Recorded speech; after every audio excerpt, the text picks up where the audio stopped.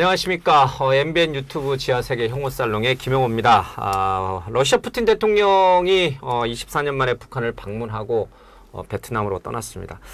두 나라는 이번 회담에서 이 전쟁이 난다면 서로 군사적으로 지원한다, 이런 동맹 협약까지 맺었습니다. 북러 두 나라의 만남이 앞으로 이 동북아 정세, 그리고 미국을 비롯한 이 중국, 러시아, 북한, 또 일본, 우리 동북아 질서에 어떤 영향을 미칠지 굉장히 관심이 좀 많이 갑니다. 그래서 오늘 두 분의 최고 전문가들을 모셨습니다. 먼저요, 조한범 통일연구원 선임 연구위원, 그리고 허준영 서강대 경제학과 교수 모셨습니다. 어서 오십시오. 안녕하세요. 예. 안녕하세요. 워낙 유명하신 분들이니까 뭐 간단히 자기소개를 좀 듣고 갈까요? 예, 저 통일연구원 조한범이고요. 예. 자기 선전해도 되죠? 아, 그럼요. 예, 짧게 해주세요. 세계적인 유튜브 대동강TV 운영하고 있습니다. 북한 조선중앙TV 아닙니까? 대동강. 대동강TV입니다. 그리고 제가 이제 푸틴 대통령이 제 학교 선배예요. 아, 러시아에서. 네, 전 소련으로 유학 갔는데. 아, 그러면 북한 전공이 아니라 소련 전공, 러시아 전공이시군요. 러시아 사실상에. 전공으로 시작해서 이제 북한 영역으로 넘어왔죠. 그럼 오늘 그래서- 딱인데요, 이 주제. 그래서 학교 선배한테 이게 말을 심하게 해야 되나 지금 걱정입니다. 예, 여러분 반갑습니다. 아유, 반갑습니다. 여담인데 푸틴도 우리 조 박사님을 아세요? 예, 통화를 자주 하는데요. 요즘은 이제 바쁘셔가지고 전화가 좀 어렵네요. 거짓이죠? 전 태어나서 거짓말 한 번도 안 해봤습니다. 우리 홍 교수님 소개 한번 하시죠. 네, 안녕하세요. 저는 서강대 경제학부 허준영이고요. 아니, 뭐 이렇게 러시아랑 북한 얘기하는데 뭘 경제학 나부랭이 하는 사람이 나와라고 생각하실 텐데, 예. 또 이게 또 미국 대선 뭐 이런 거랑도 관련이 있고, 또 미국 대선이 또 경제적인 거랑도 관련이 있고, 맞습니다. 또 러시아 우크라이나 전쟁도 그렇고, 하여튼 제가 할 수 있는 얘기 그냥 옆에서 잔잔바리로 깔아드리겠습니다. 예. 감사합니다. 제가 알기로 우리 허 교수님은 이제 전공이 경제학, 물론 최고의 경제학자이시기도 네. 하지만 사실은 전공이 따로 없어요. 멀티예요. 국제정치, 경제, 뭐 또 사회학까지, 소셜 네트워크. 결국 이제 잘하는 게 아무것도 없다, 뭐 이런 얘기입니다. 알겠습니다. 네. 이제 우리 자랑은 그만하고 이제 본권으로 넘어가겠습니다. 이제부터는 좀 진지한 모드로 가겠습니다. 자, 이 푸틴과 김정은 이 북러 정상회담이 있었습니다. 예. 그리고 이제 저희들 이 녹화 들어오기 조금 전에 이 북한 조선중앙TV가 이번에 체결됐던 전문 조약을 공개를 했어요. 근데 이름이 조약이더라고요. 조약. 예. 조약이라는 표현이 들어간 거는 굉장히 국제법적으로 효력이 있다, 이 뜻인 거죠?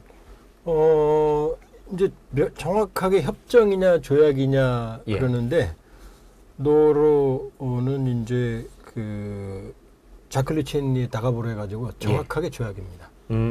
협정 러시아어로. 예. 그러니까 이번 거는 일부 언론에서 협정이라고 그러는데 예. 조약으로 표현해야 됩니다. 아, 그러니까 이번엔 북러 조약이다. 예, 그러니까 물론 그게 뭐 꼭 그냥 공자님 말씀은 아니에요. 때에 따라서는 이 뭐 협정이 더 의미가 있을 수도 있는데 그러나 형식적으로 봤을 땐 조약이 국가 간의 약속에서는, 왜냐하면 조약은 비준을 받아야 돼요.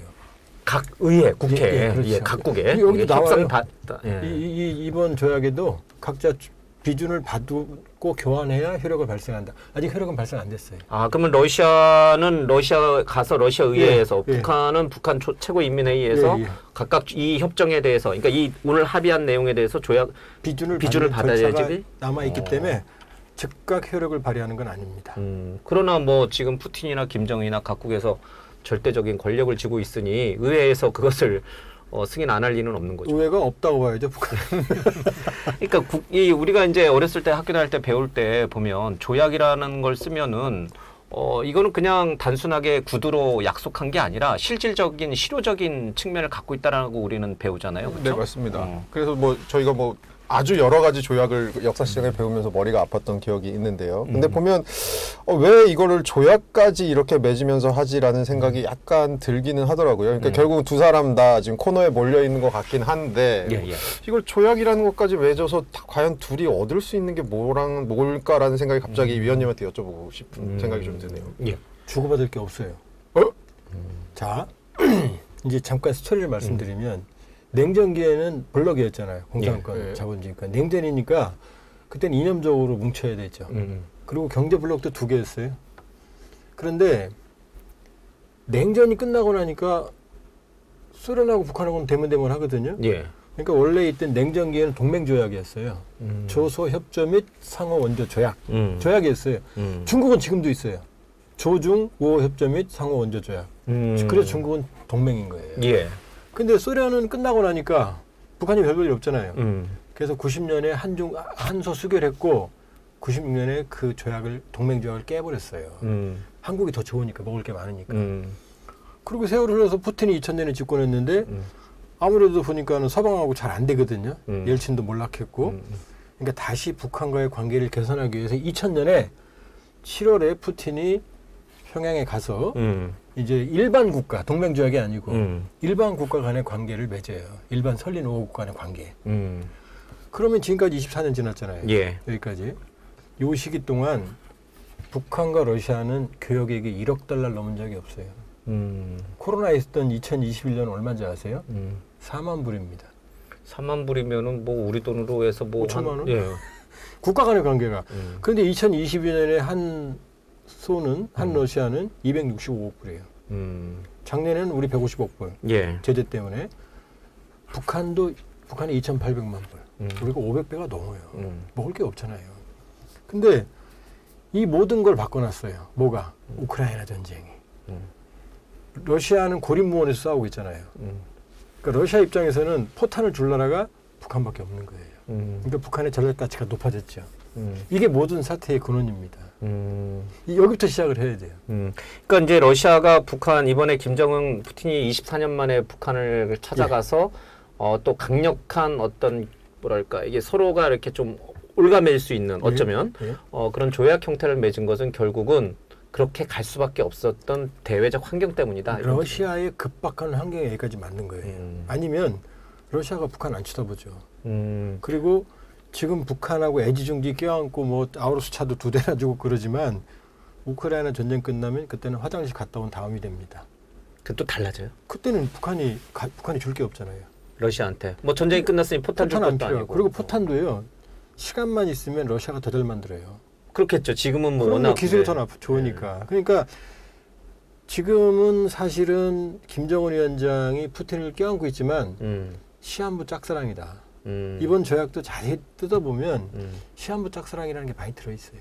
김정은의 그냥 원사이드 러브다. 그렇죠. 근데 푸틴은 지금 북한 탄약이 없으면 밀리거든요. 전선이 뚫리거든요. 예. 워낙 급박하니까. 그러니까 예를 들면은 사막에 있는 사람은 물 한 병에도 목숨 바꿀 수 있잖아요. 근데 오아시스 가면 그 물 한 병은 아무 의미가 없죠. 그런 상황입니다. 지금 그러면은 북한의 어떤 경제적인 어떤 고립 그리고 김정은으로서는 이제 한미일 동맹이 강화되면서 혹시나 만약에 있을 어떤 북한을 어떤 붕괴시킬 수 있는 군사력에 대한 최후의 보험 성격으로서 러시아의 손이 절박했고 절박했죠. 러시아는 우크라이나 전쟁에 필요한 포탄 때문에 예. 어쩔 수 없이 김정은의 손을 잡아준 거다. 러시아는 북한에 줄 게 많아요. 식량, 에너지, 비료 3대 수출국이거든요. 예. 첨단 무기 기술, 그다음에 첨단 기술 다 가지고 있거든요. 근데 북한이 줄 수 있는 건 구형 포탄, 품질도 안 좋아요. 150mm, 155mm 뭐 그런 얘기. 포함해서 소모적인 포탄들. 반은 또 불량품이라고. 그다음에 노동력. 요거밖에 없어요. 그러면 절대적으로 이 무게추가 워낙 급해서 지금 그런 거지. 지금 이렇게 되는 거죠. 롤스로이스 차가 가는데 기름이 한 방울도 없어요. 마침 옆에 있는 사람 기름 한 통 들고 있어요. 그럼 뭐든 줘야 될 거 아니에요. 근데 주유소 나타나면 아무 의미가 없죠. 필요 없죠. 좀 그 정도 상황이라고 보시면 돼요. 그럼 상황이 또 이제 우크라이나 전쟁이 끝나고 상황이 바뀌게 되면 되게 김정은은 푸틴한테 소위 말해서 팽당할 수도 있다. 이런 상당히 가능성이 높아요. 이렇게까지 푸틴을 절박한, 그러니까 북한의 손을 거절하지 못하고 김정은이 내민 손을 잡을 수밖에끔 만든 요인은 사실은 또 미국이에요. 우크라이나 전쟁에서 미국이 보여준, 그러니까 우크라이나에 대해서 지금 러시아 본토를 공격할 수 있는 무기의 사용을 최근에 일부 국경 지역이긴 하지만 허용해 준 게 또 미국이잖아요. 그런 것들 때문에 러시아는 더 고립감 또 이런 걸 느꼈을 거고 결국은 이제 북한을 찾아간 게 아닌가 이런 생각도 좀 들어요. 경제 제재도 있고요, 금융 제재도 있고요. 사실 금융 제재가 되게 큰 것 같습니다. 뭐 어쨌든 개전 초기에는 이게 뭐 예를 들어 러시아산 원유 사다 쓰지 마, 러시아산 천연가스 사다 쓰지 마. 그래도 사실 그때는 그렇게 됨으로써 에너지 가격이 좀 튀긴 게 있었거든요. 그래서 더 비싼 가격에 이 제재에 동참하지 않는 나라들은 상대적으로 싼 가격에 러시아산을 사다 쓰면서 그 제재 효과가 약간 무력화된 거는 있는 것 같은데요. 이 금융 제재 같은 경우는 사실 오랫동안 지속되면 사실 이게 앞에 장사 없거든요. 그러니까 러시아도 사실은 경제적인 측면에서 지금 러시아 지표 자체는 괜찮습니다. 올해 러시아 경제 지표 자체는 물가도 잘 잡혔고 그 다음에 경제 성장률도 꽤 잘 나오고 있어요. 예를 들어서 러시아랑 우크라이나 전쟁이 개전되고 나서 우크라이나 지금 GDP 한 25% 정도 떨어졌거든요. 떨어질 수밖에 없죠. 우크라이나. 근데 러시아는 올해 GDP 어쨌든 간에 뭐 예전에 비해서 4.4% 정도 늘어난 상태예요. 그러면 러시아는 단기적으로는 버티는 것 같긴 합니다. 하지만 금융제재 같은 거는 단기적으로 영향을 미치는 것도 있지만 중장기적으로 경제를 갉아먹는 부분이거든요. 그런 측면에서는 러시아도 어쨌든 간에 좀 활로를 개척해야 될 부분도 있을 것 같습니다. 북한 입장에서는 어떻습니까? 북한이 러시아가 내민 또는 뭐 북한이 먼저 내밀었는지는 모르겠지만 북한도 러시아의 이 푸틴 방문이 굉장히 반갑고 달가울 수밖에 없는 상황이 있잖아요, 지금. 어마어마하게 반갑죠. 세상에 오물풍선, 소똥 보내는 지도자한테 손잡는 사람이 어디 있어요? 그런 비정상적인 체제에 와서 그렇게 존중해주는 체제가 어디 있습니까? 거기다 김정은 말대로 이렇게 강대국하고 친구가 될 수 있다는 게 얼마나 영광이에요. 북한은 고립무원이에요. 미국하고 협상을 하려고 그러는데 미국은 대선 때문에 관심 없거든요. 사고만 치지 마. 그리고 움직이면 무기 보내서 지금 압박하고 있거든요. 미 대선이 끝나기 전까지는 북한과 미국 간의 대화는 없습니다. 없다고 봐야 되는 거예요? 네, 잘라 말해서 없다고 봐야 돼요. 대화해도 그냥 톤 다운 시키는 거, 조용히 있어 이 정도지 돌파구를 만들 수가 없어요. 그다음 중국하고 북한 요새 사이 안 좋거든요. 푸틴 만나는 날 한중 전략대화 했잖아요. 그렇죠? 내부적으로 더 안 좋아요. 경제가 최악입니다. 워낙 달러 위안화 환율이 급등해 있고요. 식량가도 최고로 높아요. 최근에 최악이에요. 거기다가 민족하고 통일 개념 폐기했잖아요. 우리 대통령이 민족 통일 폐기하면 어떻게 되죠? 쫓겨나죠. 그럼요. 그건 헌법을 이제 북한 사람들도 북한 인민들도 사람이에요. 수십 년 동안 민족 통일을 지상의 과제로 받아왔는데 오늘 김정은 말 한마디로 지금 없어. 얼마나 혼돈스럽겠어요. 그러니까 내우 외환이에요. 근데 이 와중에 푸틴이 와주는 거죠. 그러니까 순환공항에서 혼자 새벽까지 몇 시간 서서 기다리는 거죠. 원래는 최고 존엄이 그렇게까지 야밤에 그쵸? 혼자 이렇게 기다리는 거 모습은 사실 잘 이번에 아주 초라한 모습이 드러났어요. 첫 번째 새벽에 보통 푸틴이 지각대장이라 그러지만 그 새벽에 기다렸다는 적은 없거든요. 그렇죠. 거기 수없이 많은 사람들 나왔던 다 집에 보냈거든요. 길에 환영인 펴서 다 집에 보냈고 무려 5시간 반 정도 늦게 왔거든요. 밤에. 그 다음에 또 하나 바로 이제 아우르스 차 선물한 거예요. 무슨 애도 아니고 한 번 줬잖아요. 똑같은 거 또 줬잖아요. 그리고 좋아서 해 둘이 타고 다녔잖아요. 무슨 애 얼르는 거잖아요, 사실은. 그러니까 겉으로는 화려한 것 같지만 아주 김정은의 곤궁한 모습. 그 다음에 이 가불관계가 드러난 거다. 절박한 푸틴이 여러 가지 면에서 정치적 레토릭, 정치적 립서비스 이걸 주고 많은 실리를 챙겨간 게 이번이라고 봐야 돼요. 그렇게 북러 관계가 급속도로 이렇게 가까워지는 상황인데도 미국은 사실 자기네 그 선거가 지금 코앞이라 별 큰 관심은 안 보이는 것 같아요. 물론 이제 굉장히 우려 섞인 논평들도 좀 나오긴 했는데 이번 이제 회담을 바라보면서. 네, 우리 위원님 말씀처럼 사실 관리만 잘 되면 되는 거고요. 사실은 제가 뭐 정치학 전공은 아니지만 보면 민주당이랑 공화당이랑 특히 트럼프의 공화당은 조금 더 다른 것 같고요. 근데 조금 북한을 대하는 태도가 저는 다르다고 생각을 많이 하는데 그중에 이제 사실은 민주당은 조금 깨놓고 얘기해 보면 뭐 전략적 인내라는 표현을 오바마 정부에서 썼었고 바이든 정부에서는 잘 조정된 실용적 접근이라는 표현을 쓰고 있는데 사실은 그냥 한마디로 별 신경 안 쓰는 것 같거든요. 약간 방기하는 것 같은 느낌은 저는 좀 들고요. 오히려 트럼프 대통령 1기 때를 보면 그때는 어쨌든 간에 이분은 내가 원샷으로 해결할 수 있어. 내가 원샷으로 해결한 사람이야 라는 걸 워낙 좋아하는 사람이니까 그때는 탑다운 방식으로 실무진이고 뭐고 없고 그냥 본인이 가서 원샷으로 해결하려다가 하노이에서 잘 안 됐던 거 그런 거니까 그렇게 봤을 때는 지금 뭐 바이든 정부에서는 사실 북한에 대해서는 그냥 손 놓고 있는 것 같다라는 생각이 생각이 저는 드는 거죠. 혹여나 이제 뭐 잠시 뒤에 조금 더 하겠지만 트럼프가 이번 미 대선에서 다시 이제 대통령이 된다면 푸틴, 트럼프, 김정은 굉장히 세 사람 간에 뭔가 공통점이 있다라는 이미지상, 네. 예, 뭐 외교 정책이야 뭐 조금 뭐 많은 차이가 있을 수도 네. 있겠지만 그냥 바깥으로 풍기는 이미지만 놓고 보면 세 명은 공통점이 상당히 많은 것 같아요.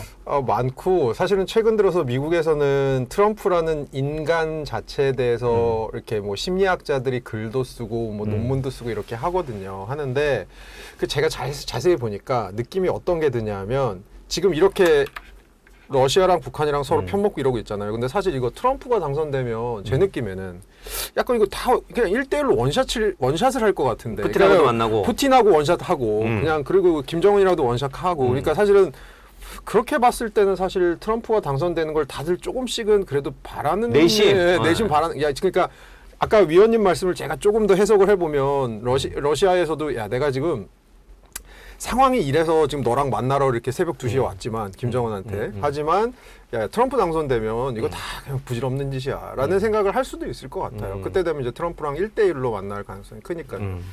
그 전에 그러니까 이제 푸틴 대통령과 김정은이 만나고 그리고 이제 트럼프 대통령이 당선된 그 사이에 한반도에 어떤 일들이 있을까? 뭐 이제 절대 일어나서는 안 되겠지만 이번에 이 북러 간에 맺은 이 조약 원문을 보면은 한쪽이 전쟁 상태에 처하면 지체 없이 그 상대 국가가 갖고 있는 여러 가지 자원이라든지 물자라든지 이런 것을 전폭적으로 지원한다. 이런 내용이 들어가 있거든요. 군사적으로.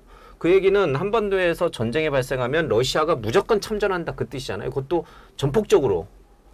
이건 굉장히 큰 의미를 갖는 거 아닌가요? 그것 때문에 지금 호떡집에 불이 났습니다. 지금 난리인데 근데 자세히 들여다보면 그렇지 않습니다. 아, 그러니까 냉전기에 체결했던 조소 5호 협정이 상호 원전조약, 이게 조소 동맹조약이에요. 예. 거기에는 동맹이라는 편이 들어 있습니다. 명확하게 예. 상대방을 해치는 제3국가의 동맹을 체결하지 아니한다 이렇게 돼 있거든요. 이번엔 동맹이란 말이 빠지고 협정을 체결하지 않는다 이렇게 돼 있어요. 동맹이란 말이 안 들어 첫 번째. 예. 제가 아까 조소 5호 협정 및 상호 원조 조약 그랬죠. 이건 동맹 조약의 이름이. 예. 근데 이번은 포괄적 전략 동반자 조약이에요. 동맹이란 말이 없다. 예. 동맹이라는 말도 없고, 그러니까 동맹 조약이 아니에요 명칭 자체가. 그다음 지금 말씀하신 부분, 그게 소위 자동 개입 조항이거든요. 예. 근데 조소 동맹 조약에는 어떻게 되어 있냐면은 유사시에 무력 침공을 당하면 상대방은 지체 없이 모든 수단을 사용해서 뭐 용어는 조금 다릅니다. 군사적 및 기타 원조를 제공한다 이렇게 돼 있어요. 지체 없이죠. 근데 이번은 자세히 보면 뭐가 있는지 아세요? 그 사이에 뭐가 있느냐? 그 유사시에 자 유엔 헌장 51조, 조선민주주의인민공화국 법, 그다음에 러시아 연방 법에 준하여 그 다음에 그 지체 없이예요. 뭐가 들어갔어요 지금? 세 가지가 들어갔잖아요. 유엔 헌장, 러시아법, 그다음에 북한법. 여기에 어긋나면 안 한다는 얘기예요. 여기에 맞아, 그러니까 자동군사 개입 조항이 아닙니다. 그러니까 이 얘기는 뭐냐면 러시아가 자기네 국내법에 어긋나면 안 한다는 얘기예요. 그리고 근데 자기네 국내법에 어긋날 일이 있어요? 만들면 되죠. 그 사이에? 코에 걸면 코걸이고 귀에 걸면 귀걸이잖아요. 자기네 뭐 몇 주에 어긋난다, 그런 안 간다 할 수 있는 거죠. 근데 조소 동맹조에 그게 없었다니까요. 제한 조건이 없어요. 무조건 지체 없이 그렇죠. 지원한다. 이게 있었고. 유엔 헌장 51조도 뭐냐면 자 유엔 안보리가 조치를 취하기 전까지 상대방은 자위권과 집단적 자위권, 혼자 싸우든 같이 싸우든 그 권한을 인정하는데 그러나 이 자위권과 집단적 자위권이 유엔 안보리의 권한을 침해해서는 안 된다 이렇게 돼 있어요. 그러니까 유엔 안보리가 또 이걸 막을 수가 있는 거예요. 그러니까 여러 가지 제동 장치를 만들어 놓은 개입 조항이기 때문에 이건 조소 동맹 조약의 자동 개입 조항이 전혀 아닙니다. 그리고 명시적으로 이건 동맹이 아니고 협정 조약이라고 써 있어요 지금. 아니 근데 우리 조 교수님, 조 의원님 말씀을 들어보니까 이게 호떡집에 불났다고 생각했는데 그 불난 게 아니네요. 호떡집에 연기만 났는데 연기 난 상태네. 지금 언론들이 다 불났다고 난리 뭐 60 동맹을 부활했다, 동맹 조약이다, 사실상 군사 조약이다 맞죠? 그냥 일반적인 국가에서 유사시에 이 군사적 및 기타 원조를 제공한다고 돼 있으니까. 그러나 없던 조항들이 생겼고 제한 조건들이죠. 자, 이게 하나만 조금 더 말씀드리면 이건 러시아에게 절대적으로 유리해요. 왜냐? 러시아 지금 전쟁하고 있잖아요. 예. 북한이 지금 지원하고 있죠. 지금은 포탄 정도, 물자 정도 지원하는 거 아니에요? 예. 전쟁 물자. 그럼 이 법에 따르면 지금 이건 합법화 되는 거죠. 이제 이 조약에 따르면. 합법화도 되고 북한 병사까지도 파병이 가능한 거 아니에요? 예를 들면 예. 지금 현재 진행형이죠. 예. 근데 지금 북한의 한반도의 불확실한 사태는 아직 안 일어났죠. 이건 그냥 킵 고잉 그냥 저기 가는 거지만 예. 그러나 한반도는 미래잖아요. 그때 가서 러시아 법 들이고 이거 이런 법에 우크라이나 전쟁 끝나고 예, 이런 조항에 의거해서 우리는 할 수가 없어라고 말할 수가 있잖아요. 화장실 갔다 오면 얘기가 달라질 수 있잖아요. 이건 절대적으로 러시아에게 불리하다. 유리한 거예요. 러시아에게 유리하고 북한에 불리하다. 우리 조 의원님 말씀을 들어보니까 그런 게 또 숨어 있었던 거고. 숨은 그림이 많아요. 근데 이제 갑자기 상상을 뛰어넘는 저도 군사협력까지는 안 나올 줄 알았거든요. 이게 나오니까 전문 나오기 전까지는 저도 거기까지 안 갈 줄 알았어요. 처음에 놀랬죠. 지금 자세히 살펴보니까 이제 이런 부분들이 더 나는 거고. 그러니까 뭐라고 그랬냐.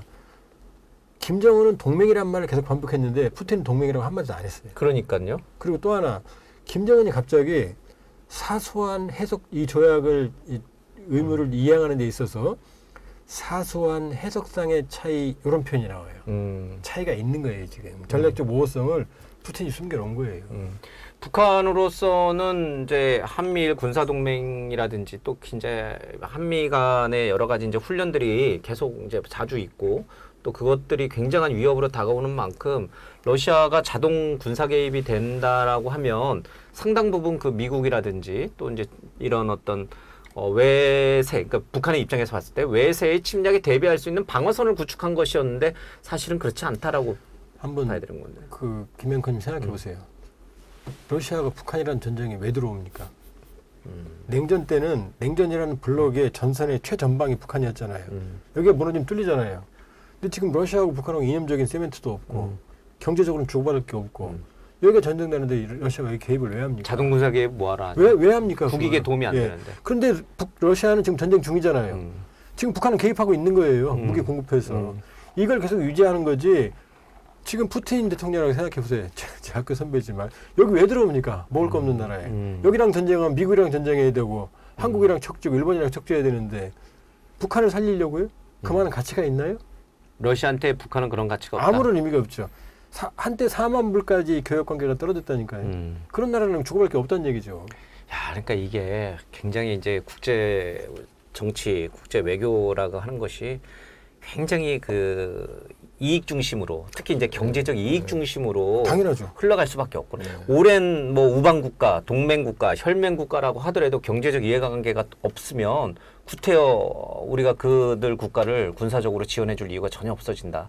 이게 이제 진짜 진리네요, 이 말이. 네, 맞습니다. 그리고 아까 뭐 북한이랑 러시아랑 한 어느 정도 교역 규모인지 말씀해 주셨는데 우리도 사실 교역 규모로 따지면 러시아랑 그렇게 되게 크진 않아요. 그러니까 러시아가 우리가 수입하는 게 한 전체 수입의 3% 미만이고 우리나라 수출하는 게 한 1.5%? 뭐 그래서 사실 우리도 러시아가 되게 주요 교역국이라고 얘기는 하긴 힘든데 예. 그 교역 품목 중에서 되게 중요한 것들이 있는 거에다가 거기다가 이제 전략적으로 러시아는 좀 친하게 지내야 될 필요가 있는 부분이 있는데 최근 들어서 되게 한동안 좀 약간 척을 졌었잖아요. 그렇죠. 러시아. 예. 그러다가 최근 들어서 러시아에서 어쨌든 간에 뭐 우리 그 우크라이나에 살상무기 제공 안 한 거 잘했다 정도의 칭찬이 한번 나온 게 최근 그 약간의 유화 모드를 제공하는 부분도 좀 있었던 것 같은데 그런 측면에서는 저기 갑자기 제가 생각나는 게 그런 얘기가 생각나네요. 저희가 연애를 할 때 더 사랑한 사람이 유죄라고 보통 얘기를 하잖아요. 더 사랑하는 더 사랑한 저 사람이 나 사랑하는 것보다 더 사랑한 내가 더 많이 사람이 유죄라고 그러면 이제 네. 김정은 위원장이 유죄인 것 같네요. 러시아하고의 관계는 왜냐하면 본인이 지금 더 따급한 느낌이 있네요. 근데 우리에게 러시아는 그러니까 경제적으로 봤을 때 어느 정도의 약간 가치가 있는 우리가 이제 잘 관리를 해야 하거나 아니면 우리가 잘 관계를 맺어야 되는 그런 차원에서 봤을 때 어느 정도의 가치가 있는 국가예요? 근데 최근 들어서는 그 가치라는 게 제기가 되게 힘든 게 어쨌든 간에 서방에서 하는 지금 경제 제재에 우리도 동참하고 있어서 사실 그 부분들에 있어서 러시아랑 쉽게 주고받는 부분이 크지는 않는 것 러시아 같아요. 원유 수입이라든지 이런 게 다 차단돼 있고 그런 거 크지 또 않은 우리가 거. 또 해외 투자자로서 갈 수도 없고. 네, 그렇죠. 그러니까 러시아 자체는 사실 전 세계 한 3위의 산유국이고 천연가스는 한 두 번째로 많이 미국 다음으로 많이 생산하는 나라긴 한데 우리나라가 그걸 지금 직접 사다 쓸 수 있는 상황이 아니니까 지금 현재로서는 좀 러시아랑의 교역 같은 건 많이 막혀 있는 부분이 분명히 있는 것 같습니다. 근데 외교 전략적으로 보면 이제 러시아가 북한하고 가까워지는 것을 좀 막기 위해서 물론 이제 러시아 자체만 놓고 봐도 북한이 그렇게 막 군사적으로 자동 개입할 정도로 매력적인 곳이 아니다라고 이제 우리 조 의원께서 말씀해 주셨지만 그럼에도 불구하고 우리 입장에서 보면 러시아가 북한을 전폭적으로 지지하는 것을 우리는 어느 정도 견제를 해야 되는 상황이잖아요. 그렇기 위해서는 우리가 러시아에 영향력을 미치고 영향력을 갖고 있어야 되는데 그렇게 할 수 있는 방법이 경제 말고는 딱히 없잖아요, 그렇죠? 아마 조 의원님은 저보다 더 네. 나은 생각을 갖고 계실 텐데 국방 분야에서도 좀 있지 않나요? 예를 들어서 우리나라가 예를 들어서 우크라이나에 지금 뭔가 무기 지원하고 이런 것들에 대해서 굉장히 민감하잖아요. 그런 부분들에 대해서도 우리나라 레버리지 좀 있는 거 아닌가 싶어요. 어떻게 보세요? 이제 여기서 이제 러시아에 대한 변호를 좀 해야겠네요. 제 학교 선배. 우리 나로 예, 우주 발사체 우주발사체. 나로. 예. 그 기술 미국이 준 거 아니에요. 발사체 기술 러시아 거잖아요. 러시아 예. 거예요. 첫 번째. 그다음에 우리 불검 사업이라고 그래서 차관준 걸 받을 때 다 러시아 무기로 받았어요. 그러니까 지금 우리가 가지고 있는 현무 그러니까 우리 현무 미사일, 예. 현무 3, 그다음에 북한판 KN-23 이스칸데르, 러시아 이스칸데르가 똑같이 생겼어요. 다 러시아 기술이거든요. 그러니까 미국은 군사 기술 잘 안 줘요. 안 주죠. 아무리 안 주죠. 우리가 우방 국가, 친한 국가지만. 우리가 러시아한테 사실은 알게 모르게 군사 기술을 많이 받았고요. 그다음에 또 하나는 사람도 꿈을 먹고 살지만 국가도 꿈을 먹고 살아야 돼요. 우리가 노태우 정부 때 북방 정책, 중국 수교, 한소 수교 이게 가장 위대한 외교 정책 중에 하나거든요. 그 여기까지 대한민국 오게 만든 거예요. 그 문재인 때 뭐예요? 신북방 정책. 박근혜 때 유라시아 이니시티브 이게 다 북방이에요. 우리 대립국가잖아요. 북극 항로, TSR, 시베리아 횡단철도 우리 연결하는 거, 시베리아 극동의 어마어마한 자원. 이건 미래 한국의 가치예요. 현재만 보면 안 돼요. 그 다음에 푸틴 대통령도 그레이트 러시아, 위대한 러시아를 구현하기 위해서는 신동방 정책이라는 게 있어요. 유럽과는 안 되잖아요, 이제. 그렇죠. 그럼 동방으로 나오는 거예요. 그게 바로 TSR 교통물류, 그다음에 지하자원을 파는 건데 이걸 통해서 시베리아 극동을 개발하는 건데 이 클라이언트가 누구예요? 북한이에요? 우리잖아요. 북한은 주요 클라이언트가 될 수가 없죠. 전혀 안 되죠. 소비력이 없잖아요. 통과 구간일 뿐이에요. 그러니까 지금 푸틴 대통령 아까 허 교수님 말씀하셨지만 여기 오기 전에 한국이 우크라이나에 무기 지원 안 해서 고맙다. 왜? 북한산 탄약은 싸구려 탄약은 러시아에 절실하게 전쟁 수행 능력만 주지만 한국의 무기는 딴 나라 정말로 미친 공급 능력입니다. 딴 나라 10년 걸리니까 1년 만에 공급하거든요. FA50, 자주포, K9, 그다음에 흑표 탱크 K1A1 같은 K2 같은 거. 우리가 첨단 무기를 주면 러시아 전선이 뚫려요. 악몽이에요. 그런데 러시아가 우리한테 고맙다고 그래놓고 가서 자동군사 개입 조항을 체결하고 오겠습니까? 동맹을? 그건 아닌 거죠. 그럼 러시아로서는 뭔가 북한에게 주는 척했지만 실질적으로는 그렇게 모든 걸 준 것은 아니고 또 우리와의 관계도 또 고려한 것이다. 이번 조약은. 많은 트랩, 덧을 채워놨습니다. 사실. 그러나 군사 분야 협력이라고 하는 걸 명시한 건 그건 우리가 예상했던 것보다 뛰어넘는 수준을 그만큼 러시아가 절박했다는 얘기죠. 예. 이 조약의 이 뒤에 숨어 있는 그 배경을 또 이렇게 듣고 이렇게 보니까 또 훨씬 더 이게 뭔가 의미가 있고 또 재미도 있네요. 그런데 다만 한 가지 지금 이번 조약 포괄적 전략 동반자 협정에서 중요한 것 중에 하나가 북한에 대한 유엔의 어떤 대북 제재 또 미국의 대북 제재에 대해서 러시아가 반대한다라고 하는 내용이 좀 들어가 있어요. 지금 사실은 미국이라든지 우리도 마찬가지지만 북한에 대해서 일종의 고립화 정책을 계속 써오고 있잖아요, 그렇죠? 뭔가 지원하는 것은 이제 일종의 정치적으로 보면은 퍼주기다 이런 어떤 정치 논리에 막혀서 더 이상 이제 이 현 정부에서는 추진이 안 되고 오히려 이제 제재에 동참을 하면서 북한을 고립화시켜서 북한 스스로 어떤 뭔가 개방 개혁의 길로 나오게끔 유도하자 이런 이제 정책을 쓰고 있는데 혹시 그런 것들이 이 러시아의 대북 제재에 대한 반대 천명으로 인해서 뭔가 문제가 생기는 건 아닌지 차질이 생기는 건 아닌지. 저는 러시아도 자기 코가 석자인 것 같은데요. 예. 그래서 그 러시아가 사실 북한에게 지금 제공해줄 수 있는 게 그 이번에 간 그 인원들을 보면 사실은 북한 6명, 러시아 13명 배석을 했다고 그 예. 확대 회의에서 했는데 북한은 지금 참석한 사람들이 다 외교 군사고 러시아는 참석한 사람들이 외교 군사에다가 에너지 교통 철도 우주 뭐 이런 게 조금씩 들어가긴 했더라고요. 예. 그러니까 확실히 북한에다가 뭔가 북한이 되게 목말라하는 부분이 뭔지 알고 그 부분들에 대한 인원들을 지금 같이 들어간 것 같긴 한데요. 이 정도 말고는 사실은 그 러시아에서 북한에다가 해줄 수 있는 게 저는 뭐가 있을까 생각을 해보면 그거 정도 있을 수 있겠네요. 유엔 안보리 같은 데서 얼마 전에도 그 옵저버가 있었거든요. 예. 북한에 대한 대북 제재하는 옵저버들이 있었는데 그 옵저버들의 임기를 연장할 거냐 말 거냐 이거에 대해서 러시아가 한번 깽판론 적은 깽판론 났다고 얘기하면 안 되죠. 그 되게 비토론 적이 한 번 있거든요. 그래서 깽판 논 겁니다. 예, 그래서 들었으니까. 예, 그 정도의 역할들을 해줄 수 있는 정도. 사실 그 이상의 것들을 해줄 수 있는 입장이 러시아는 아니다라고 저는 판단하고 있습니다. 그래도 지금 북한이 겪고 있는 경제적 상황을 고려해 볼 때 러시아에서 뭐 원유라든지 아니면 식량이라든지 이런 부분들이 가는 거는 북한으로서는 굉장히 큰 도움이 될 텐데. 근데 큰 도움이 되죠. 왜냐하면 북한에서도 경제개발 5개년계 같은 걸 했어요. 예. 2016년에 한번 시작하고 2021년에 2차를 시작했는데 1차는 김정은 위원장이 아예 그거 했다고 얘기를 하더라고요. 실패했다고 본인이 자인을 했다고 하더라고요. 그리고 2021년부터 지금 두 번째 게 들어갔는데 뭐 그것이 앞으로 어떻게 될지 풀려나가는 데 있어서 러시아의 도움이 있을 수도 있고요. 그런데 최근에 북한의 경제 지표를 보니까 한국은행에서 통계를 잡는데 한국은행에 북한실이라는 데가 있거든요.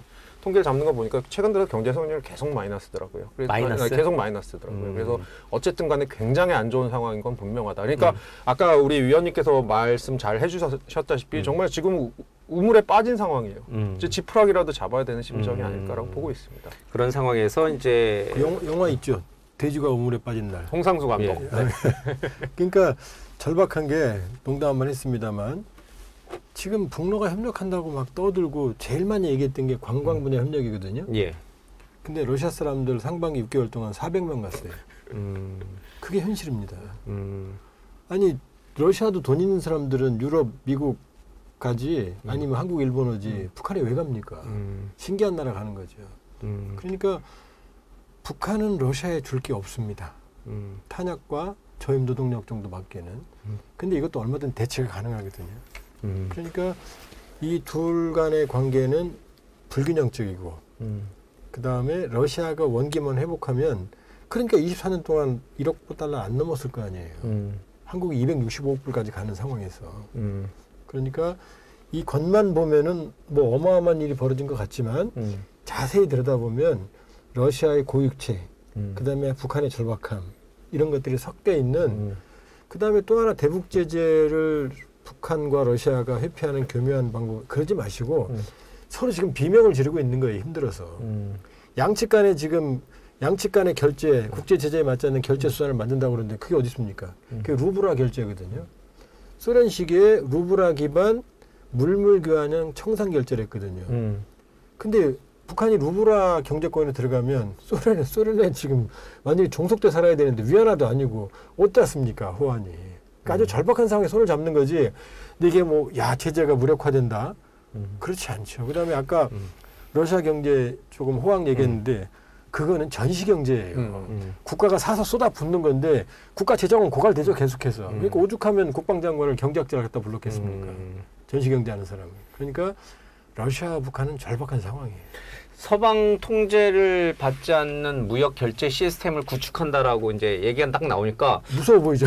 예. 그래서 야, 이게 그러니까 뭐 중국까지는 들어갈지 안 들어갈지는 잘 모르겠습니다만 북한과 러시아 간에 정말 국제사회에서 고립되고 있는 두 나라가 뭔가 자기들만의 자립된 어떤 무역결제 시스템을 만들겠구나.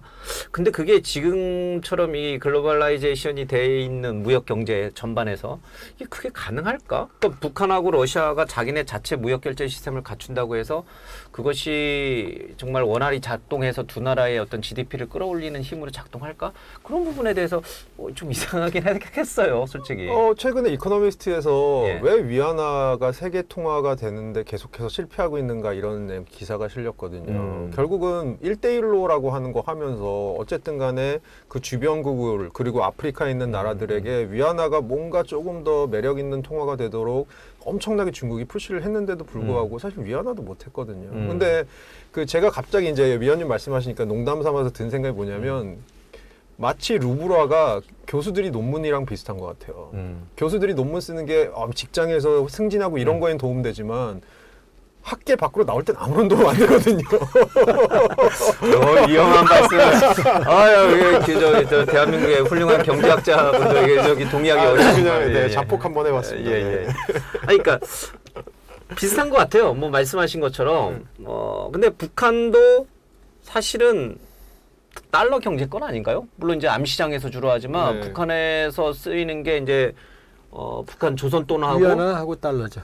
위안화도 같이 쓰이는군요. 같이, 예. 예. 그래도 달러가 최고죠. 최고죠. 예. 북한 정권도 뭐 보면은 달러를 확보하는 것이 뭐 저 일꾼들의 저 중요한 어떤 임무인 것처럼 하니까 달러 경제권에 갑자기 루브라가 끼어들면 이 북한 내부의 이 뭐랄까요, 이 화폐 시스템이 좀 굉장한 혼란이 올 수도 있겠다 싶어요. 네, 시스템의 혼란도 오고요. 예. 그리고 사실은 루브라의 가치라는 것이 그렇게 그 안정적이지 달러만큼 안정적이지 그렇죠. 않거든요. 예. 그러면 사실 루브라가 어떤 달러를 대체하는 대체 가능성이 되게 매력도는 저는 그렇게 높지 않다고 생각합니다. 그러니까 이제 그런 부분들은 좀 이게 딱 이게 저기 협정 주요 내용에 그게 딱 박혀 있으니까 이 독자적인 무역 결제 시스템이 있다. 그러니까 되게 우리가 뭔가 그럴 듯해 보이는데 실상 말씀 들어보니까 별게 아니군. 위안화가 왜 저도 조금 저기 아는 체 쪽을 해보면 공자님 앞에서 투명성이거든요. 중국은 관치금융이거든요. 언제든지 가치를 조절할 수 있는데 가변성이 너무나 큰 위안화가 어떻게 세계적으로 기축통화가 됩니까? 달러는 그게 변동이 없거든요. 인위적인 가치 조절이 안 되거든요. 근데 거기 위안화에 10분의 1 가치도 없는 루브라가 어떻게 경제권을 형성합니까? 위안화도 못 하는데. 그런 이제 서방 통제를 받지 않는 독자적인 무역 결제 시스템의 구축이라는 것은 그냥 빛 좋은 개살구다. 그냥 허상이다. 실질적으로는 크게 어떤 효력을 낼 수 없다. 알겠습니다. 두만강에 이 자동차가 왔다 갔다 할 수 있는 다리를 건설한다는 것은 이거는 또 어떤 의미가 있는 거예요? 그게 현실입니다. 예. 북로 간에는 자동차가 다닐 수 있는 다리가 하나도 없어요. 지금 현재로서는 철도 하나만 있습니다. 두만강 쪽이면 저 블라디보스톡 쪽으로 이렇게 연결돼 있는 그러니까 건가요? 북로 간에 예. 차가 다닐 수 있는 다리가 없어요. 그러니까 그 철도 나진하고 핫산에 철도 하나 예. 기억나세요? 코로나 때 러시아 외교관들이 그 철도에서 차 밀면서 집에 갔잖아요. 그걸 막았으니까. 그 정도로 북로 간에는 이 교역 관계나 교류 관계가 제한돼 있던 그런 상태였어요. 이제서야 겨우 다리를 놓겠다는 겁니다. 그러니까 그러면 더 효과가 큰 거 아니에요? 근데 차가 다녀야 될 이유가 있어야 될 거 아니에요. 그 조그맣게 게 있어야 더 다닐 거 아니에요. 아니 뭐 예를 들면은 아까 이제 말씀하셨지만 북한의 뭐 풍부한 지하자원이나 석탄이라든지 아니면 북한 노동자들이라든지 이 차로 왔다 갔다 하면은 훨씬 더 교역이 활발하게 일어나는 거 아닌가요? 지하자원 러시아가 훨씬 많아요. 석탄이 훨씬 많아요. 굳이 그래서- 북한 거. 예. 그러니까 물론 주고받을 게 있긴 있겠지만 상대방이 상호 보완성이 있어야 되거든요. 근데 북한은 줄 게 없어요. 노동자 정도. 그다음에 채취, 뭐 송이버섯 이런 것 정도. 좀 미안한 얘기지만 그러니까 다리를 놔도 단기간에 많은 차량이 다닐 수가 없죠. 예. 사실 미국의 대통령이 우리 한국에 이제 국빈 방문하거나 이럴 경우에 이제 최소한 2박 3일 정도 있어요. 물론 이제 일본을 경유해서 아주 급할 때는 1박 2일 하고 가는 경우인데 이번 푸틴 대통령의 북한 방문은 1박 2일로 일정이 잡혔다가 푸틴이 늦게 나타나는 바람에 지각하는 바람에 뭐 제대로 하지도 못하고 급하게 서둘러 갔다라는 느낌을 지울 수가 없거든요. 그만큼 주고받을 게 없었기 때문에 그렇다는 뜻이기도 한가요? 이제 새벽 2시 20분에 왔거든요. 예. 그러니까 이번엔 사실은 그 협정에 유사시 상호 무력 침공을 받았을 때 상호 지원한다. 요게 이제 핵심이에요, 사실은. 그리고 그것 외에는 사실은 뭐 13명 앉아 있고 6명 앉아 있었지만은 관광 분야 그렇죠. 우주 관계자 왔지만 우주 기술 주겠습니까? 그 어느 나라도 안 줘요. 신용만 내는 거죠.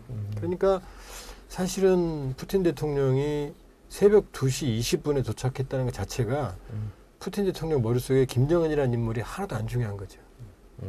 물론 메르켈도 기다리겠지만 그건 얘기가 다르죠. 이건 공항에서 혼자 사람들 데리고 영접하는 사람을 바보 만든 거거든요. 예. 그 머릿속에 그만큼 안 중요했던 거예요.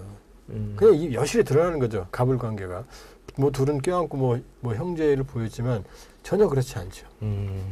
알겠습니다.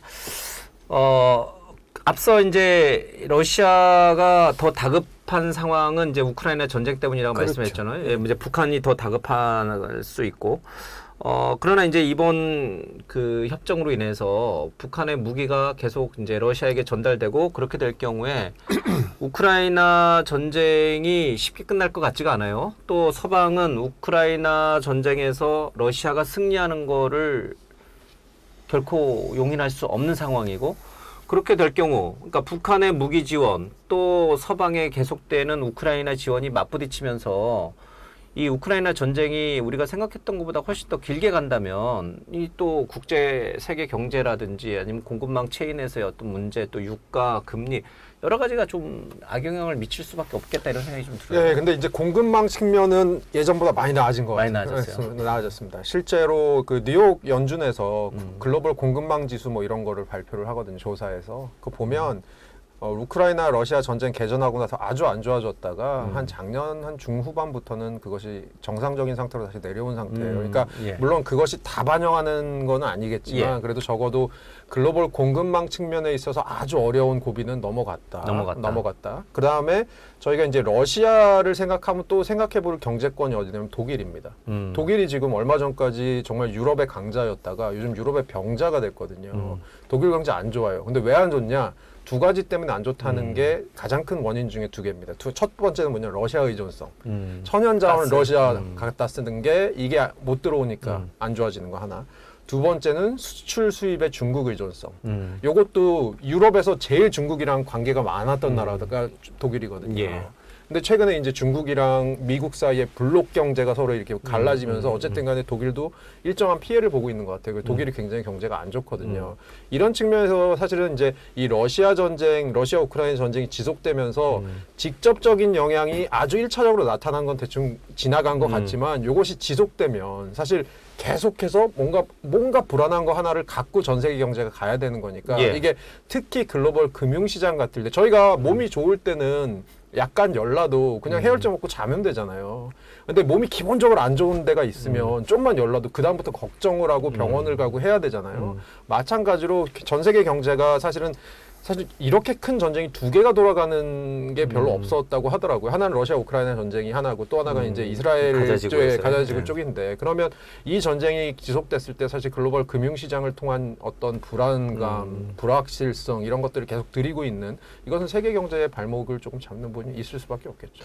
그러면 빨리 끝났으면 좋겠는데 이런 이제 북러 조약 같은 게 맺어지면 빨리 안 끝나는 거 아니에요? 근데 오늘 위원님 말씀 제가 들어보니까 이게 큰 바다에다가 그냥 바가지 몇 개 물 퍼부은 것 같다라는 느낌인 거죠. 그러니까 요 자체가 러시아 우크라이나 전쟁이 길어지게 하는 역할을 할 것 같지는 않고 아까 말씀하신 대로 포탄이 북한에서 많이 가고 있지만 이게 70년대, 80년대 생산된 거고 불발탄이 지금 60%라는 얘기도 있고 하긴 하니까 뭐 오히려 이란에서 지금 제공하고 있는 드론이 되게 되게 톡톡한 역할을 하고 있다 뭐 이런 얘기를 하는데 그래서 사실 그것보다는 오히려 저는 좀 미국 대선을 눈여겨볼 필요가 있지 않을까. 누가 대통령이 되느냐. 그러니까 어쨌든 지금 전반적으로 국제정치학 하시는 분들 얘기를 지금 들어보면 바이든 대통령이 그냥 되면 지금처럼 그냥 가는 거고 바뀌는 거 아무것도 없이 그냥 지금처럼 가는 거고. 지금처럼이라고 하는 게 이제 러시아와 미국과의 관계, 중국과의 관계, 뭐 모든 것들이 다 그냥 이대로 가는 거. 북한과 미국과의 관계 그렇죠. 모든 이대로 것들이 가는 거고. 트럼프는 지금 자기가 전쟁을 끝낼 수 있다라고 끝내겠다라고 얘기를 할 건데 제가 보기에는 트럼프가 될 가능성이 높아지면 높아질수록 아마 뭔가 급변침할 가능성도 좀 있지 않을까라고 생각하고요. 그런 측면에서 그럼 미국 대선이 지금 어떻게 돼가냐를 잠깐 말씀드리면 저희가 미국은 보시면 아시겠지만 이게 어쨌든 선거인단 제도이기 때문에 예. 뉴욕이나 캘리포니아 볼 필요 없습니다. 거긴 언제나 민주당입니다. 테네시 볼 필요 없습니다. 거기 언제나 공화당입니다. 예. 근데 문제는 어디냐? 저희가 스윙 스테이트라고 하는 5개인데 이게 어디냐면 미시간, 위스콘신, 펜실베니아, 애리조나, 조지아입니다.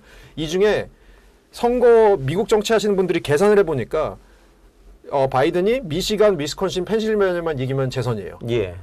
근데 얼마 전에 이틀 전에 놀라운 소식이 하나 나왔는데 미시간이랑 위스콘신에서 처음으로 바이든이 리드를 잡았습니다. 0.2%긴 한데 리드를 처음으로 잡았습니다. 캠페인 이후에.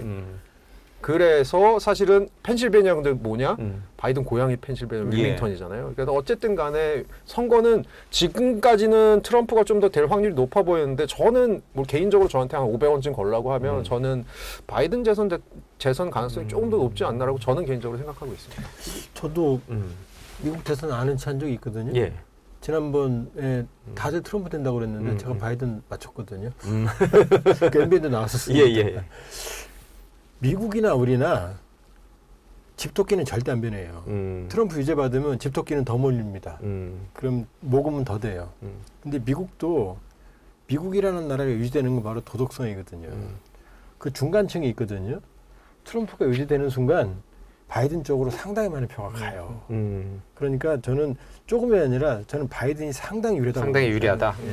근데 우리 한국의 입장에서는 누가 대통령이 되는 게 우리에게 유리할 것인가, 남북 관계 개선에 유리할 것인가, 뭐 여러 가지를 이제 복합적으로 우리는 또 생각을 해야 되잖아요. 근데 트럼프가 되면 트럼프는 전쟁을 끝낼 수 있다, 김정은을 만날 수 있다라고 하지만 트럼프가 원하는 우크라이나의 전쟁의 종결 모습, 형태와 많은 서방 국가들, 우리를 비롯한 많은 서방 국가들이 생각하는 전쟁의 종결 모습은 다르잖아요. 트럼프는 야 우크라이나 지금 이렇게 지금 전쟁 영토가 그려져 있을 거 아니에요, 전선이. 그럼 딱 스톱. 이제 여기서 니네 러시아 땅 해. 우크라이나 땅 뺏겨서 억울한데요. 야 시끄러, 조용히 있어. 이렇게 끝내는 거는 서방이 원하는 전쟁 종결 모습이 아니잖아요. 근데 트럼프가 트럼프는 원하는 전쟁 종결 모습은 내가 끝냈어란 말을 하고 싶겠죠. 내가 그게 우크라이나 국민들에게 피눈물이 나든 말든. 네, 그 내가 끝냈어라는 말을 하고 싶을 거고 김정은이랑의 관계도 어떤 뭐 남북 관계가 어떻게 되건 이거 다 필요 없이 조금 더 제가 조금 좀 약간 오버를 해보면 내가 김정은으로부터 러블리한 레터를 받았고 우리는 아주 좋은 관계야. 이 얘기를 하고 싶은 거겠죠. 그러니까 그게 과연 그 나라 국민들에게 지정학적 관계에 도움이 될 것이냐랑은 좀 다른 문제인 것 같아요. 뭐 지금 다 바이든 대통령의 당선 가능성이 더 높다고 두 분 다 얘기하고 계셔서 현재 상황에서 예 지금 오늘 이 상황에서는 그렇지만 이제 반대 경우 트럼프가 대통령이 다시 재선이 됐을 경우에 당선이 됐을 경우에 예전에 그 하노이 회담과 같은 모습이 다시 연출될 수 있을까? 판문점에서 이렇게 우리 윤석열 대통령과 김정은이 만나고 또 뭐 하노이든 어디에서 트럼프와 김정은이 만나는 그런 모습이 다시 재현될 수 있을까? 북한이 한 번 속았지 두 번 속을까? 이제 본인들 표현이 그래요. 그 하노이 회담에 대해서 굉장히 막 성토를 했었잖아요. 그게 트럼프가 다시 등장한다고 해서 그 모습이 다시 연출될 수 있을 거라 보세요? 저는 우리나라 대통령이 거기에 어떻게 들어갈지는 잘 모르겠으나 뭐 제가 생각하기엔 트럼프랑 김정은 사이의 회담은 저는 뭐 불가능하지 않을 것 같은데 아까 이제 저희 들어오기 전에 위원님께서 트럼프한테 김정은이 당했다 이렇게 얘기하셨잖아요. 저는 그 부분이 오히려 뭐 어떤 부분이 되게 궁금하더라고요. 그래서 여쭤보고 싶어요. 저도 이제 북핵 오랫동안 전문 영역을 다뤄왔거든요. 제가 농담처럼 하는 말이 한국에서는 집에 가면 강아지도 핵 한다 그러거든요. 핵은 굉장히 복잡해요. 핵은 전문 영역으로 들어가면 제가 5분만 말씀드리면 두 분 잡니다. 못 알아들어서 무슨 말인지.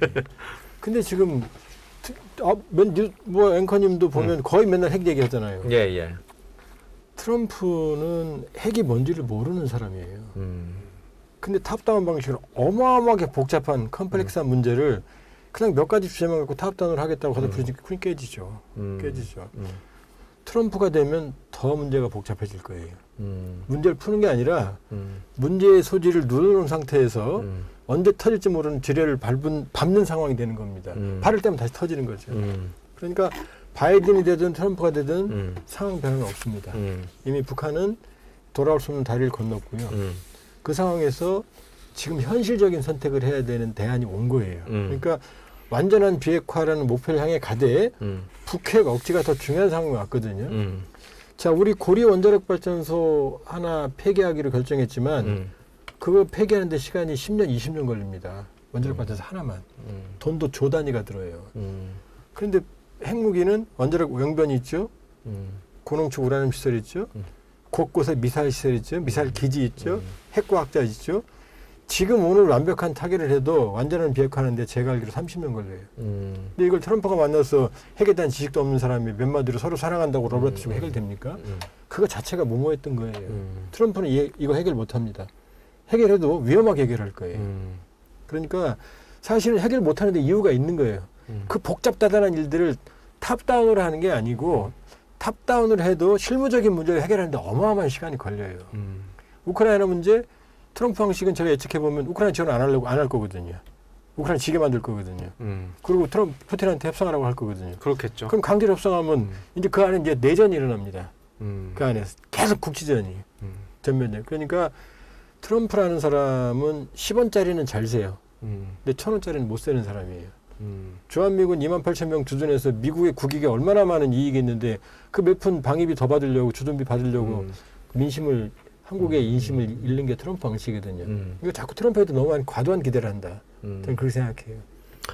우리가 지금 미국, 러시아, 북한 얘기를 좀 하면서 어쩌면은 또 중요한 우리 주변국이자 북한에 굉장히 영향을 주는 또 세계 경제에 굉장히 영향을 주는 중국이라는 나라를 조금 이제 얘기를 못했는데 중국은 이번 북러 이 조약을 어떻게 바라보고 있을까? 북한이 그동안 자기들과 더 가깝다고 생각했는데 러시아의 손을 덜썩 잡는 모습을 보면서 뭐 공식 논평이 굉장히 늦게 나왔고 또 뭐 여러 가지 있는데 물론 인정했어요. 뭐 국가가 대 국가 간의 어떤 외교고 조약인데 그건 뭐 당연히 반대할 건 없을 거고 환영한다는 그런 입장이 나오긴 했지만 뭔가 떨떠름한 표정을 좀 읽게 되더라고요. 제가 알기로는 이런 암묵적인 룰이 있었다고 하더라고요. 그러니까 러시아도 아시아 관련된 이슈에 대해서는 중국의 뜻을 웬만하면 들어주고 중국도 유럽과 관련된 이슈에 대해서는 러시아의 뜻을 웬만큼 들어주고 그거는 사실은 그러니까 업장을 약간 나누는 거죠. 아시아 쪽 그립은 중국이 좀 갖고 가고 유럽 쪽 그립은 좀 러시아가 갖고 가고 둘이 서로 소통하고. 근데 지금 이제 아시아에 있는 나라로 인정받지는 않지만 북한이라는 곳에 대한 그립을 지금 러시아가 뭐 오늘 위원님 말씀 들어보니까 생각보다 그냥 요란한 수레라는 생각은 좀 들지만 그래도 제스처 정치라는 것에 있어서 국제 정치라는 것에 있어서 외교라는 것에 있어서 제스처가 되게 중요하니까 두 나라가 저렇게 붙었다. 그 중국 입장에서 약간 떨떠름할 수 있을 것 같고요. 뭐 그런 측면에서 사실 북한도 중국한테 뭐 최근 들어 조금 뭐 여러 가지로 최근 안 좋다고 말씀하시는데 조금 섭섭해할 만한 일 중에 하나는 얼마 전에 그 한일중 회담 했었잖아요. 거기서 어쨌든 간에 중국은 세게 얘기 안 했습니다. 근데 이제 한국이랑 일본은 어쨌든 간에 북한에 대해서 굉장히 센 발언들을 그때 했었는데 중국은 우리는 그렇게 생각하지 않는다라는 태도를 취하긴 했었지만 그 자리에 있었잖아요. 어쨌든 간에 북한도 조금 마음에 안 드는 구석이 있지 않나. 그래서 중국 마음도 편하지 않을 것 같고 북한도 중국에 대해서는 조금 최근 들어 뭐 서운한 게 좀 있지 않나 이런 생각을 좀 합니다. 그래도 북한으로서는 러시아 쪽보다는 중국 쪽으로부터 얻는 기대가 훨씬 더 많죠. 기대이익이. 러시아 북러는 교역이 1억 달러를 넘은 적이 없는데요. 중국하고는 60억, 70억 달러 간 적이 있어요. 절대적입니다. 절대적. 그렇죠. 그렇게 보면 근데 이제 문제는 북중은 애증 관계예요. 어떻게 할 수 있느냐? 지금 대북 제재 북한에 숨막히는 대북 제재거든요. 2017년 12월에 2397호까지 북한의 모든 경제 숨통을 막은 게 대북 제재거든요. 여기에 중국이 다 동의했거든요. 심지어 러시아도 동의했어요.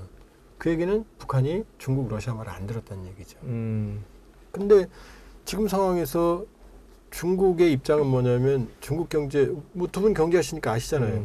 중국 경제 심각합니다. 푸틴 정권이 흔들릴 정도로 심각하거든요. 시진핑 정권이. 경제를 살려야 되는데 그러면 불량국가 북한 아무리 우방이지만 러시아하고 손잡으면 됩니까? 글로벌 공급망의 중심인 중국이. 그러니까 미국하고 안 싸우려고 그러고 또 러시아하고 친해지면 유럽 시장이 흔들리잖아요.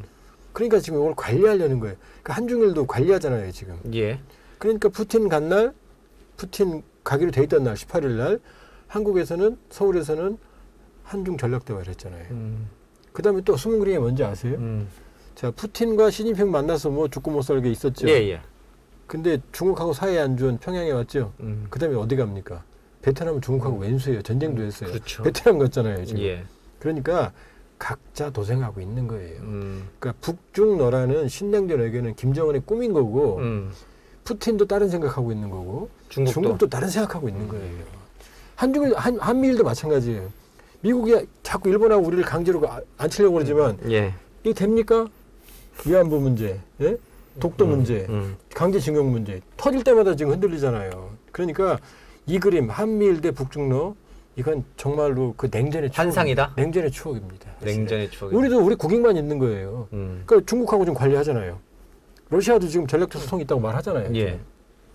그럼 우리의 국익을 위해서 예. 이건 좀 이제 조금 정치적으로 민감한 얘기가 될 수도 있는데 그럼 한미일이라고 하는 이 블록 또 북중러라고 하는 블록이 진짜 냉전 시절의 어떤 환상, 추억에 불과하다면 더 이상은 유효하지 않다라고 하면 지금 현재 오늘날의 이 국제 외교에서는 그럼 우리의 국익은 어디 있는 건가? 우리는 미국하고도 잘 지내고 일본하고 잘 지내야 되고 그럼 너무 당연하죠. 그러니까 이게 핵심은요. 대한민국의 동맹은 하나입니다. 미국입니다. 좋든 싫든 반미든 친미든 미국이 있었기 때문에 한국 경제 여기까지 온 거거든요. 예. 자, 문재인 정부, 노무현 정부, 박근혜 정부 다 정책이 있지만 윤석열 정부는 한미동맹에 올인을 했어요. 그러니까 여기에 대한 평가 많아요.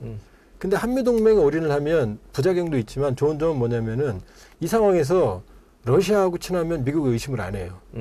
중국하고 친해도 의심을 안 합니다. 미국이라고 하는 탄탄한 그렇죠. 관계를 기본으로 이걸 갖고 기본으로 가지고. 만들어 놨으니까. 그러니까 지금 상황에선 한미동맹을 쌀리 튼튼하게 만들어 놨으니 나름 이 상황에서는 중국과 러시아에 대해서 상대적 자율성이 생기는 거예요. 북한에 대해서요. 북한에 대해서도 생기죠. 왜냐하면 미국이 우리를 의심하지 않으니까. 이럴 때는 윤석열 정부가 남북 대화하고 이런다고 해서 미국 의심하지 않죠. 그럼 왜 안 해요? 하면 되는데 우리 조 박사님 말대로 지금 근데- 한미동맹 관계는 그 어느 때보다 탄탄하잖아요. 그런데 윤석열 정부는 대북 강경 측의 관성이 남아 있는 거고 원칙 대북 정책. 보수 정권의 어떤 그렇죠. 그런 북한은 이제 안 될 거라고 판단하니까 아예 관계를 끊었잖아요. 민족 통일 개념 폐기했잖아요. 그러니까 지금 막힌 거예요. 근데 사실은 보수 정권이 서독도 그랬지만 통일을 했고 돌파구 마련했고 진보 정권은 좀 의심을 받아요.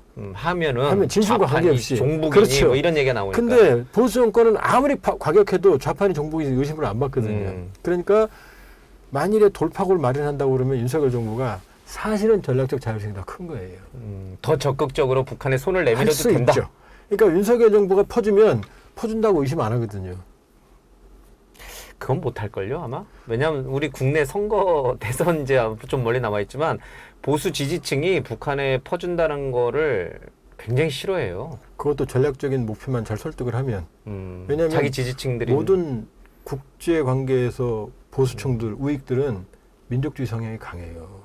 그게 보수잖아요 원래. 그게 원래 민족주의가 보수예요. 원래 그렇죠. 보수적 가치잖아요. 그러니까 그 우리는 근데 지금 상처받은 민족주의에서 이 진보 진영 쪽이 민족주의 성향이 강하고 보수 진영은 아닌 것처럼 지금 만들어져 있죠. 그러나 원래 민족주의는 보수 진영의 전유물이에요.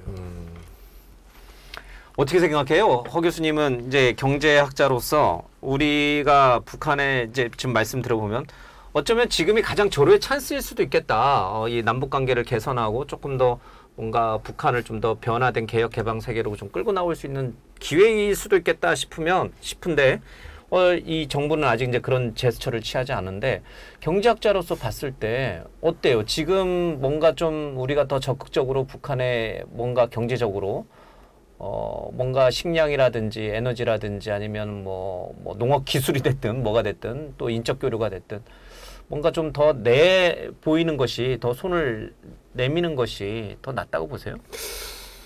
저는 뭐 좋은 기회일 수 있다는 생각은 드는데 저는 오히려 이제 경제학자이지만 상황이 녹록치 않은 부분은 두 가지 정도인 것 같아요. 하나는 정치적으로 지금 리더십이 조금 약해져 있는 상태여서 윤석열 대통령이 현 약해서 정부가 그것을 하기 위해선 지금 아까 위원님 말씀하신 대로 사실 국민들을 설득하고 대화하고 이런 과정이 필요한데 사실 그것들에 대해서는 조금 힘든 부분이 저는 있을 것 같고요.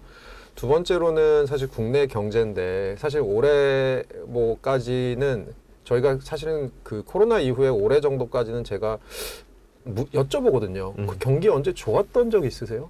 라고 여쭤보면 대부분의 분들이 코로나 이후에는 경기가 좋았던 적이 별로 없는 것 같은데 사실 이거는 거의 심리적인 불황 상태인 것 같거든요. 제 생각엔 지표는 막 작년에 1.5 성장했는데 올해는 좀 낮겠네 2.5니까 작년에 1.4 성장했는데 그러니까 이거는 숫자는 나아지지만 사실은 경제가 최근 들어서 몇 년 동안은 그렇게 좋아지지는 않았고 중장기적으로 봤을 때 우리 경제 자체가 지금 굉장히 잠재 성장률이라고 하는 부분, 기초 체력이 떨어질 것으로 사람들이 다 생각하고 있기 때문에 그거는 뭐 혁신이 없기 때문이기도 하고 또 뭐 인구가 줄어드는 부분도 있기 때문이기도 하고 이렇기 때문에 사실은 저는 파이가 제가 그 요즘 이거 약간 다른 얘기인데 비슷한 의미로 말씀드리는 건 뭐냐면 요즘 대학생들에게 제가 느끼는 것 중에 하나고 주변의 교수님들하고도 동의하는 것 중에 하나는 굉장히 눈앞에 있는 아까 말씀하신 10원의 이익에 굉장히 민감하다. 근데 왜 그럴까라고 생각해 보면 그게 그 친구들의 잘못이라기보다는 파이가 막 크는 세상에서 살고 있는 사람들이라면 기다리고 이 파이 먼저 옆에 주자. 내일 파이 더 커지면 너 줄게. 이게 사실은 통하는데 파이가 더 이상 커지지 않는 세상에 사는 사람들에게 내일 되면 파이가 줄어들 수도 있는데 기다려. 여기 먼저 주고 내일 넣어줄게라고 안 하면 되죠. 그걸 누가 받아들이겠습니까? 사실 전반적으로 우리나라가 지금 처한 상황이 앞으로 봤을 때 앞날로 봤을 때는 그동안 눈부신 성장을 했습니다만 앞날로 봤을 때는 약간 어두운 부분이 굉장히 많이 있거든요. 그런 측면에서 제가 아까 말씀드린 두 번째 좀 부정적인 이유, 그러니까 약간 제가 거기에 대해서 걱정하는 지금 이유, 우리 코가 석자인데 우리가 북한한테 뭘 그것을 돈을 내느냐. 얘기하기가 쉽지 않은 상황이다라고 저도 생각을 좀 해요. 그러니까 예전보다 더 어려워졌을 거란 생각을 하고 아까 저희 이제 위원님 잠깐 말씀하신 게 2000년에 김정일 위원장이랑 푸틴이 처음 만났었던 때가 있었잖아요. 그때는 정치적으로는 외교적으로는 남북 관계가 좋았고 그리고 경제적으로는 그때는 아직 우리가 IMF에서 바로 벗어나긴 했었습니다만 고성장의 어떤 달콤함에 사람들이 굉장히 젖어 있을 때이거든요. 근데 지금은 성장률이 추세적으로 낮아져서 사실 미국보다도 성장률이 낮은 몇 년을 보낸 게 우리나라거든요. 이럴 때 과연 설득하기가 그렇게 쉬울 것이냐의 문제는 전혀 있을 것 같습니다. 그러네요. 이게 내 앞에도 직면에 있는 여러 가지 걱정거리, 근심거리가 많은데 누가 누구를 걱정해 줍니까? 그렇죠? 이제 그런 상황으로 볼 때는 이제 북한에 대한 손을 내밀기가 굉장히 좀 어려워진다 이런 얘기시군요.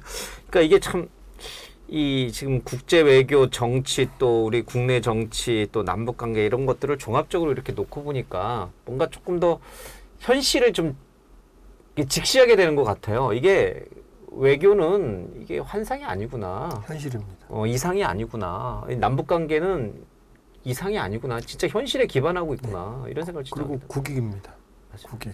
그러니까 이제 차분하게 현실을 직시해야 되는 거고요. 한미동맹은 쌀이 탄탄하니까요. 여기에 기반을 두고 러시아도 관리해야 되고 그 다음에 중국도 관리해야 됩니다. 러시아도 지금 아슬아슬하게 줄타기를 하고 있어요. 워낙 절박하니까. 그런데 러시아도 우리 눈치를 봐요. 우리 러시아가 손을 놓으면 우리도 손을 넘거든요. 그러니까 서로 찌를 수 있는 칼을 가지고 있어요. 우리는 우크라이나에 한국산 무기, 러시아는 북한에 대한 군사 지원. 이 두 개는 서로를 치명상을 입힐 수 있거든요. 그럼 안 쓰죠. 서로 안 쓰죠. 그러니까 지금 그 상황에서는 그렇다고 좌시해서도 안 되지만 러시아의 이해관계, 북한의 이해관계 생각보다 김정은 정권은 흔들리고 취약하거든요. 오죽하면 오만풍선을 보내겠습니까? 오죽하면 GPS 공격을 하겠어요? 주체 원점도 없는, 별로 해도 못 끼치는. 그러니까 이 상황에서 전략적인 판단, 그리고 원칙적인 대응을 하되 아까 말씀하셨지만 파격적인 대안으로 북한은 언제든지 90도로 바꿔요. 독재체의 특징이거든요. 그런 어떤 변화를 겨냥하는 노력도 같이 해야 되는 거죠. 알겠습니다. 아이고 긴 시간 동안 이 북한과 러시아의 새로운 이 조약에 대해서 또 그 주변국들 미국을 비롯한 주변국들의 어떤 정치적 이해관계 또 국제적 이해관계를 좀 뜯어봤습니다. 이거 굉장히 의미 있는 방송 같아요. 이게 좀 뭔가 우리가 현실을 좀 제대로 직시하면서 좀 살아야겠구나 이런 생각도 좀 듭니다. 자, 오늘 두 분 말씀 잘 들었습니다. 고맙습니다. 예, 고맙습니다.